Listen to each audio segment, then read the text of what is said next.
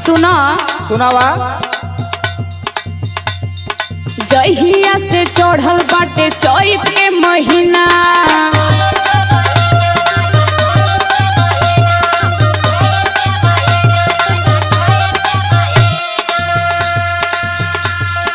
सुतेला ना घरवा पलम एको दिना।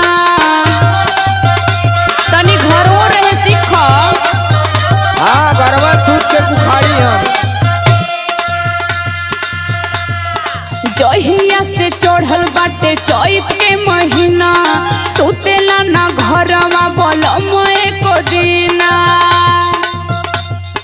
दाबी दाबी तकिया बिगोर जाला नेचर। अरे टीवी देखल कर पगली, टीवी मोबाइल में टिकटॉक पर